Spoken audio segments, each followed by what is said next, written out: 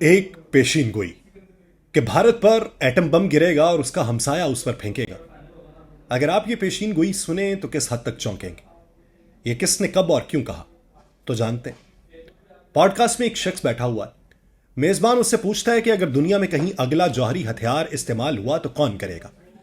وہ جواب دیتا ہے کہ شاید بھارت یا پاکستان، اور پھر ایک لمحے کے توقف کے بعد وہ پاکستان کا نام لیتا ہے۔ وجہ کیا بتاتا ہے؟ کہ پاکستان کمزور ہے، بکھرا ہوا ہے، غریب ہے، اس کے ادارے کمزور ہیں، اس لیے بحران کی صورت میں اس کے جوہری ہتھیاروں پر قابو رکھنے کا نظام بھی خطرے میں پڑ جائے گا۔ یہ جملہ سنتے ہی شاید بہت سے لوگ چونک جائیں، کیونکہ سوال صرف پاکستان کے بارے میں نہیں ہے۔ سوال ایک ایسی ریاست کے بارے میں ہے جس کے پاس دنیا کی تسلیم شدہ جوہری صلاحیت ہے، جو تقریباً 3 دہائیوں سے اس صلاحیت کو برقرار رکھے ہوئے، جس نے اس دوران متعدد حکومتیں بدلتے دیکھیں، سیاسی بحران دیکھے، فوجی اور سیاسی کشمکش دیکھی، دہشت گردی کے خلاف جنگ دیکھی، مگر اس کے باوجود اس کا جوہری نظام کسی غیر ریاستی گروہ یا کسی بے قابو شخص کے ہاتھ نہیں پہنچا۔ تو یہیں سے اس پیشگوئی کا سب سے کمزور پہلو سامنے آتا ہے۔ کسی ملک کی سیاسی کمزوری اور اس کی جوہری کمانڈ اینڈ کنٹرول کی کمزوری کیا ایک ہی چیز ہے؟ یہ فرق سمجھنا اس پوری بحث کی بنیاد ہے۔ آپ سب پر سلامتی ہو، میں یاسر رشید ہوں اور آپ دیکھ رہے ہیں یاسر رشید آفیشل۔ ناظرین، وہ شخص تھے جیانگ شوئچن۔ یہ کون ہے؟ انہیں عام طور پہ پروفیسر جیانگ کے نام سے پیش کیا جاتا ہے، اور ان کا YouTube plate form predictive history انہیں تاریخ، فلسفے، جغرافی اور عالمی طاقت کے چکروں کی بنیاد پر مستقبل کی پیشگوئی کرنے والے تجزیہ کار کے طور پہ پیش کرتا ہے۔ ان کی تعلیم جو ہے وہ ییل یونیورسٹی سے انگریزی ادب میں ہے، چین میں تعلیمی شعبے سے وابستہ رہے، 2022 سے بیجنگ کی مون شاٹ اکیڈمی میں تاریخ اور فلسفے کے استاد ہیں۔ ان کے پاس کسی بڑی یونیورسٹی میں مستقل پروفیسر کی فیکلٹی پوزیشن نہیں تھی۔ خود ایک حالیہ انٹرویو میں انہوں نے اپنی سابق حیثیت کو ایک عام ہائی اسکول ٹیچر کے طور پہ بیان کیا۔ ان کی شہرت بنیادی طور پہ ان کی ویڈیوز، تاریخی تشریحات اور جغرافیائی سیاسی پیشگوئیوں سے بنی ہے۔ یہ بات ان کی ذہانت کو رد نہیں کرتی، مگر ایک ضروری فرق ضرور پیدا کرتی ہے۔ ایک معروف جغرافیائی سیاسی مبصر کی پیشگوئی اور کسی ملک کے جوہری کمانڈ سسٹم کا تکنیکی جائزہ یہ ایک جیسی چیزیں نہیں، اور خود جیانگ کی بات میں ایک دلچسپ تضاد بھی ہے۔ اسی گفتگو میں انہوں نے کہا کہ انہیں ذاتی طور پہ یقین نہیں کہ ہماری زندگی میں جوہری ہتھیار استعمال ہوں گے، اور انہوں نے اس امکان کو تقریباً صفر قرار دیا۔ یعنی ان کا بنیادی موقف ہی یہ ہے کہ جوہری استعمال انتہائی غیر ممکن ہے۔ اس کے بعد پاکستان کا نام وہ ایک اگر مجھے اندازہ ہی لگانا پڑے اس صورت میں سامنے آیا۔ تو پھر آئیے اس اندازے کو جذبات سے نہیں حقیقت سے پرکھتے ہیں۔ سب سے پہلے پاکستان کی جوہری صلاحیت۔ پاکستان نے 28 اور 30 مئی 1998 کو جوہری تجربات کیے اور یوں اپنی جوہری صلاحیت کو اعلانیہ بنا دیا۔ اس وقت مغربی دنیا میں پاکستان کے پروگرام کے بارے میں شدید خدشات اور شکوک موجود تھے، لیکن 1998 کے تجربات کے بعد معاملہ محض قیاس نہیں رہا۔ پاکستان ایک ڈکلیئرڈ نیوکلیئر ویپن سٹیٹ بنا، اور اس کے بعد اس نے جوہری صلاحیت کے ساتھ میزائل پروگرام، فضائی ترسیلی نظام اور کمانڈ اینڈ کنٹرول کے ادارہ جاتی ڈھانچے کو بھی آگے بڑھایا۔ امریکی کانگریشنل ریسرچ سروس کے تاریخی ریکارڈ میں 1998 کے بھارتی تجربات کے بعد پاکستان کے جوہری تجربات اور اس کے نتیجے میں پیدا ہونے والی عالمی بحران کی تفصیل موجود ہے۔ تو یہاں ایک بات بہت احتیاط سے سمجھنے کی ضرورت ہے کہ پاکستان کے جوہری ہتھیار جارحانہ جنگ لڑنے کے لیے نہیں، بلکہ ڈیٹرنس یعنی روک تھام کے لیے رکھے گئے۔ پاکستان نے بھارت کے مقابلے میں یہ صلاحیت اس لیے تیار کی کہ روایتی فوجی طاقت کے عدم توازن کو کسی حد تک برابر کیا جا سکے، اور پاکستان کی بنیادی مشکل یہ ہے کہ روایتی جنگ میں بھارت کے پاس حجم، آبادی، معیشت اور دفاعی بجٹ کے اعتبار سے واضح برتری ہے۔ تو اگر جیانگ کا فلسفہ یہ ہے کہ جو ملک کمزور ہو وہ پہلے جوہری ہتھیار استعمال کرے گا، تو ایک منطقی سوال پیدا ہوتا ہے۔ اگر پاکستان کمزور ہے تو پاکستان نے جوہری ہتھیار کیا اس کمزوری کو ختم کرنے کے لیے حاصل کیے؟ جواب یہ ہے کہ کمزور ملک کے لیے جوہری ہتھیار اکثر جارحیت کا نہیں، سروائیول کا ذریعہ بنتے ہیں۔ تو یہاں پاکستان اور بھارت کا بنیادی فرق سامنے آتا ہے۔ بھارت کے پاس پاکستان کے مقابلے میں کہیں بڑی روایتی فوج، کہیں بڑا دفاعی بجٹ، کہیں بڑی معیشت اور کہیں زیادہ جغرافیائی گنجائش ہے۔ اس کے پاس روایتی جنگ لڑنے کے زیادہ راستے ہیں، پاکستان کے پاس وہ لگژری نہیں ہے۔ اس لیے پاکستان کا جوہری نظریہ بھارت کے نو فرسٹ یوز تصور سے مختلف رہا۔ پاکستان نے باضابطہ طور پہ یہ ضمانت نہیں دی کہ وہ ہر حال میں جوہری ہتھیار پہلے استعمال نہیں کرے گا، کیونکہ اس کی حکمت عملی کا بنیادی مقصد ہی یہ ہے کہ بھارت کو روایتی برتری استعمال کرنے سے روکا جائے۔ تو یہاں پر جیانگ کی دلیل جو ہے وہ الٹی سمت میں بھی پڑ سکتی ہے۔ اگر پاکستان واقعی اتنا کمزور ہے کہ وہ روایتی جنگ میں بھارت کے سامنے نہیں ٹک سکتا تو اس کا جوہری ہتھیار استعمال کرنے کا مطلب صرف یہ نہیں ہوگا کہ پاکستان نے جنگ شروع کر دی. اس کا مطلب یہ ہوگا کہ پاکستان نے اپنی آخری ڈیٹرنس استعمال کی. تو جب آخری ڈیٹرنس استعمال کی جاتی ہے تو اس کے بعد خود اس کی اپنی ریاست کے وجود کا سوال پیدا ہوتا ہے. تو اس کا مطلب یہ کہ ہم تو ڈوبے ہیں صنم، تم تو بھی لو ڈوبے ہوں گے. یہ معاملہ ہے. جوہری ہتھیار کو عام توپ یا لڑاکا طیارے کی طرح دیکھنا بنیادی غلطی ہے. پاکستان کے جوہری نظام کے بارے میں مغربی تشویش ہمیشہ موجود رہی، لیکن یہ کہنا کہ سیاسی بحران لازماً جوہری کمانڈ کے بکھرنے کا باعث بنے گا، یہ شواہد سے ثابت نہیں ہوتا. ایک امریکی کانگریشنل رپورٹ میں پاکستان کے نیوکلیئر کمانڈ اینڈ کنٹرول کو آپریشنل اور سخت کمپارٹمنٹلائز سیکیورٹی پر مبنی قرار دیا تھا. یعنی یہاں ہمیں دو الگ پاکستان نظر آتے ہیں. ایک سیاسی پاکستان جہاں بحران ہو سکتا ہے، حکومتیں بدل سکتی ہیں، سیاسی جماعتیں ایک دوسرے سے لڑ سکتی ہیں اور اداروں کے درمیان کشمکش ہو سکتی ہے. دوسرا پاکستان اسٹریٹجک پاکستان ہے جہاں جوہری اثاثوں کے حوالے سے کمانڈ، مواصلات، نگرانی اور حفاظت کے الگ ادارہ جاتی انتظامات ہیں. پہلے کو دوسرے کا آئینہ سمجھ لینا جنگ کی دلیل کی بنیادی کمزوری. اب سوال یہ کہ اگر پاکستان اتنا کمزور ہے تو 2025 کی بھارت پاکستان جنگ نے کیا دکھایا اور سکھایا ہے؟ مئی 2025 میں دونوں ممالک کے درمیان 4 روزہ شدید فوجی تصادم ہوا. اس دوران میزل، ڈرون، فضائی حملے، الیکٹرانک وارفیئر اور طویل فاصلے کے ہتھیار استعمال ہوئے.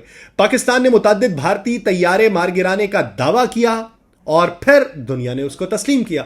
بعد میں فرانس کے فضائی سربراہ نے بھی 3 بھارتی جنگی طیاروں کے نقصان کے شواہد دیکھنے کی بات کی، جس میں ایک رافیل شامل تھا. اس سے بھی زیادہ اہم بات یہ کہ واشنگٹن پوسٹ نے مئی 2025 میں بصری شواہد کا جائزہ لے کر بھارتی جنگی طیاروں کے تباہ ہونے کی نشاندہی کی، جن میں رافیل اور میراج 2000 شامل تھے. اب اس میں یہ حتمی طور پہ نہیں کہا کہ پاکستانی کوئی نقصان بھی ہوا. بعد میں رائٹرز نے امریکی حکام کے حوالے سے یہ رپورٹ کیا کہ پاکستانی J-10 طیاروں نے بھارتی رافیل گرائے، اور رائٹرز کے مطابق اس واقعے نے مغربی جنگی ٹیکنالوجی اور چینی ساختہ جنگی نظاموں کی عملی کارکردگی کے بارے میں عالمی دفاعی حلقوں میں نئے سوالات پیدا کیے. اب ذرا اس منظر کو پروفیسر جیانگ کے سوال کے ساتھ رکھیں.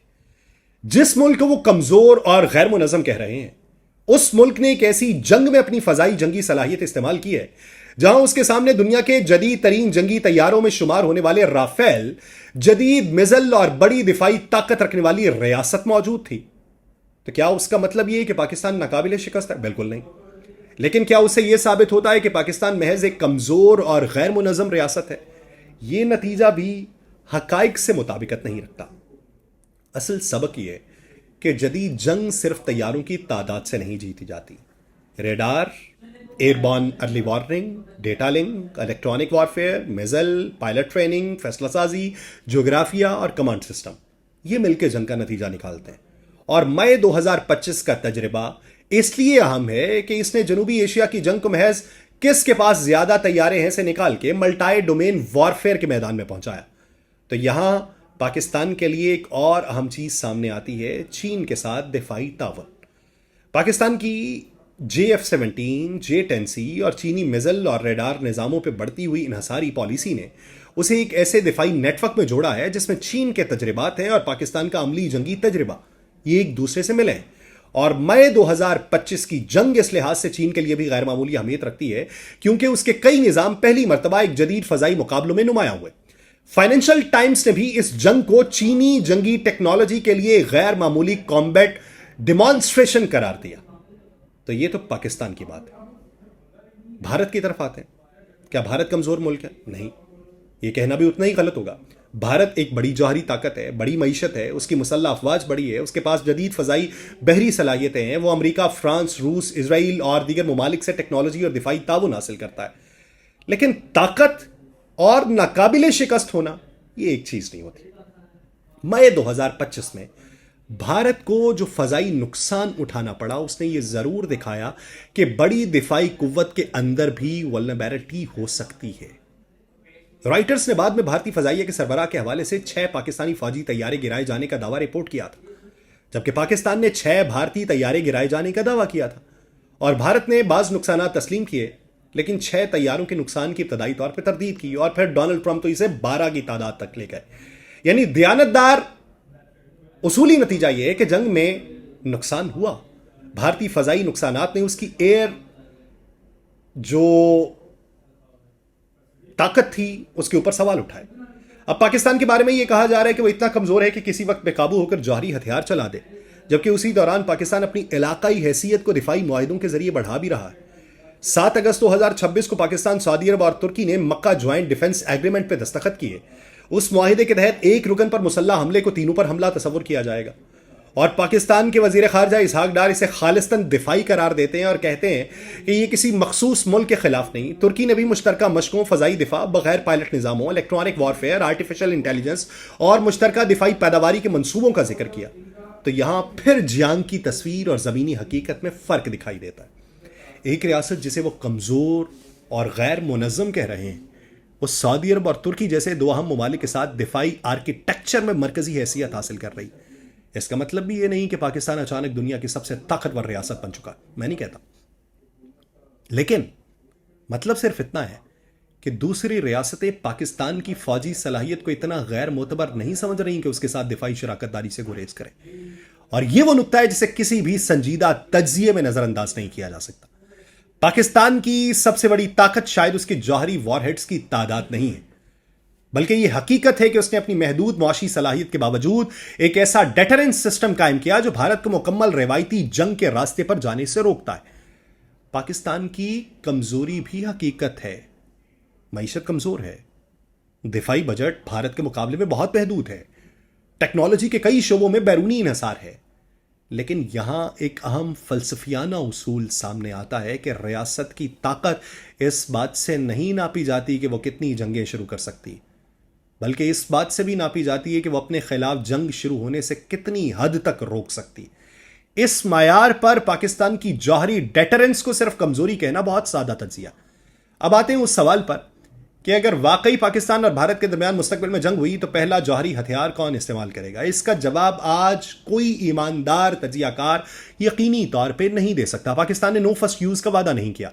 بھارت کی سرکاری جو نیوکلیئر ڈاکٹرائن ہے اس میں نو فرسٹ یوز موجود ہے، اگرچہ اس کے اندر بھی کچھ اہم ابہام موجود ہیں، اس لیے کاغذ پر دونوں کی پوزیشن مختلف ہے. لیکن جوہری ہتھیار کا استعمال صرف ڈاکٹرائن سے طے نہیں ہوتا، وہ طے ہوتا ہے جنگ کے میدان میں کیا ہو رہا ہے. کیا ایک ملک کو لگ رہا ہے کہ اس کی روایتی فوج شکست کے قریب ہے؟ کیا اس ملک کو لگ رہا ہے کہ اس کے اسٹریٹجک ایسٹس خطرے میں ہیں؟ کیا کمانڈ کو یقین ہے کہ دوسرا فریق پہلے جوہری حملے کی تیاری کر رہا ہے؟ کیا کمیونیکیشن چینلز کام کر رہے ہیں یا نہیں کر رہے اس ملک کو معلوم ہے؟ کیا سیاسی قیادت اور عسکری قیادت کے درمیان رابطہ برقرار ہے؟ یہ سب چیزیں فیصلہ کرتی ہیں، اور یہی وجہ ہے کہ جنگ کی پیش گوئی کو پاکستان جوہری ہتھیار استعمال کرے گا کہنا عملی طور پہ غلط ہے. اس نے ایسا بھی نہیں کہا، اس نے کہا پروبیبلٹی گیس، اور ساتھ ہی نیوکلیئر یوز کو تقریباً ناممکن بھی قرار دیا. اب ایک انتہائی اہم نقطہ ہے، بھارت میں جوہری اور ریڈیو ایکٹیو میٹیریلز کی غیر قانونی خرید و فروخت کے کئی واقعات سامنے آ چکے ہیں. پاکستان میں ایسا کوئی واقعہ سامنے نہیں آیا. 2021 میں مہاراشٹرا کی اینٹی ٹیرر اسکواڈ نے 7 کلو گرام سے زیادہ قدرتی یورینیم ضبط کیا تھا اور 2 افراد کو گرفتار کیا جو اسے فروخت کرنے کی کوشش کر رہے تھے. اسی سال جھارکھنڈ میں تقریباً 6 kilo gram radio active material کے ساتھ 7 افراد گرفتار ہوئے تھے. تو سوال یہ کہ جوہری کمانڈ سسٹم کس کا غیر محفوظ ہے؟ پاکستان کے اندر کسی سیاسی بحران سے یہ ثابت نہیں ہوا کہ پاکستان کے جوہری ہتھیار بے قابو ہیں.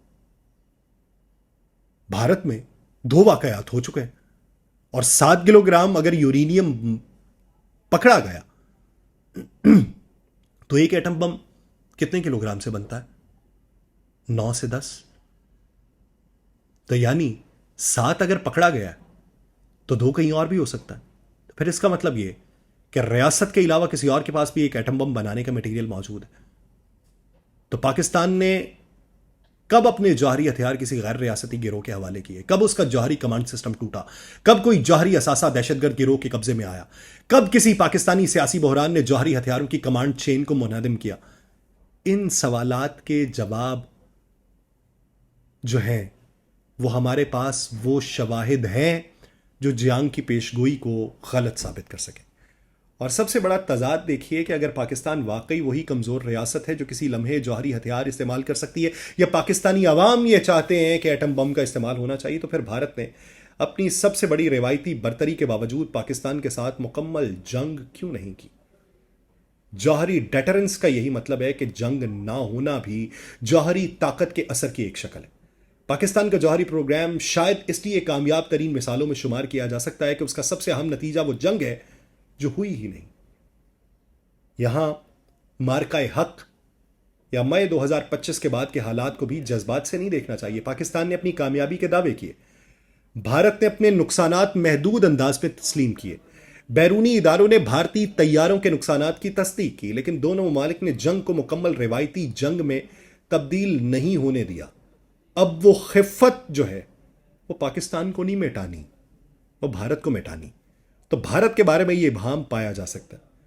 پروفیسر جیانگ کی اور بہت سی پیشین گوئیاں سچ ثابت ہوئی ہوں گی، اور جو مستقبل کے بارے میں وہ مزید کر چکے ہیں وہ بھی ثابت ہو جائیں گی، لیکن حقائق کے اعتبار سے دیکھا جائے تو یہاں کچھ تو گڑبڑ ہے، اور وہ گڑبڑ پاکستان کی طرف سے تو نہیں ہے۔ کیا یہ وہی نظریہ ہے جو پاکستان کے بارے میں پہلے پھیلایا جاتا تھا اور پاکستان کی پوزیشن مستحکم ہو رہی ہے تو کسی کی زبانی یہ پاکستان کے بارے میں پھیلایا جا رہا ہے، یا نادانستہ طور پہ یہ جملہ کہہ دیا گیا؟ تو یوں پاکستان تو اس پوزیشن میں نہیں کہ پاکستان اس کا استعمال کرے۔ ہاں، دشمنوں کی سوچ مختلف ہو سکتی، تو دیکھیے کہ وہ سوچ صحیح کب ثابت ہوتی ہے، اور اس کو اپنی آنکھوں سے کون دیکھتا ہے، اور پاکستان اس میں کس حد تک پیچھے رہتا ہے، اور وہ پہل کس کی طرف سے پہلے کی جاتی۔ تو یہ جو آنکھیں سلامت ہیں، جو روحیں سلامت رہیں، وہی دیکھ سکیں گی۔ مجھے دیجیے اجازت، اللہ نگہبان۔